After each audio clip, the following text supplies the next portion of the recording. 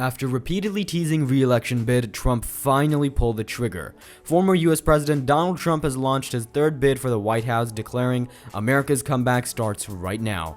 He's looking for another term in office, hoping to become the first US president in 130 years to stage a comeback after being rejected by voters. The dilemma for Republicans is how to react to a tarnished candidate who many in the party wish would open the way for a younger candidate with a better chance of reclaiming the White House 2 years from now. In his presidency, Trump defied democratic traditions and pushed America first nationalism while portraying himself as a right-wing populist during his intense 2017-2021 period. After securing a conservative majority on the Supreme Court and applauded autocrats like Vladimir Putin of Russia, Trump was charged 2 times, making him the first American president to do so, but congressional Democrats were incapable of removing him from the office. The mob rushed the Capitol after Trump urged followers to march there to stop the steal at a rally before the assault, but they failed to stop Congress from recognizing Biden's victory. Even though the court and state election officials rejected Trump's false election allegations, a Reuters/Ipsos survey found that around 2/3 of Republican voters thought Biden's victory was false.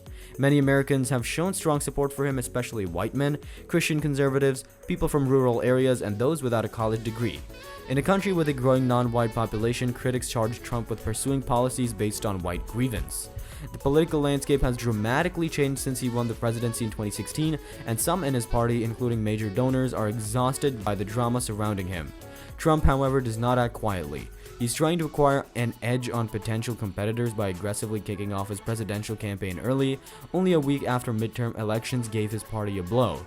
He revealed that he would run for president in 2024 around 20 minutes into a rambling speech at his Mar-a-Lago resort.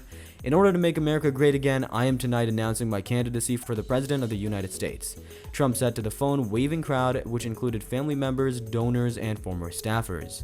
It did not come as a surprise because he'd been dangling it for weeks. He had submitted paperwork to the Federal Election Commission, declaring his candidacy only moments before entering the ballroom that was lighted and decorated with a long row of American flags. It's a necessary step that allows him to raise money for his campaign. Trump's choice to compete for re-election will impact the Republican Party significantly. In anticipation of his announcement, some contenders held off on making their own.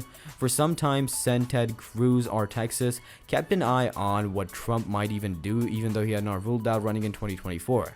After the declaration by the former president, Cruz endorsed Trump for re-election, stating, "If he's the nominee, I'll enthusiastically support him."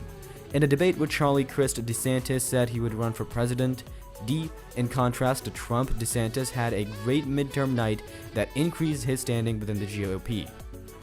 Though DeSantis has not excelled with Trump in terms of support, many significant GOP supporters, including DeSantis, have declared their intention to support candidates beside Trump. To the dismay of many Republicans, Trump has started to pick on DeSantis.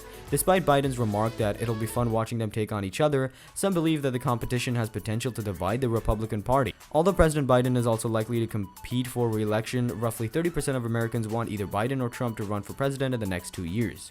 The country is not eager for a rematch between the two leaders. However, the selection of the Republican nominee will be made by following the traditional process, which entails the assistance of several state-by-state primaries and caucus elections where Republican voters will send delegates to a national convention to choose the nominee.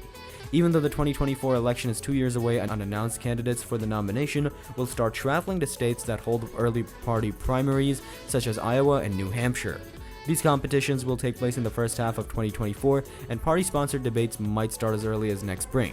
If he wins the election, Mr. Trump will be 78 years old when he will swear in. And while that's the same age as Joe Biden was when he moved into the White House, that would make him the second oldest president in the US history. Mr. Trump has previously displayed incredible tenacity, but every man has his limits.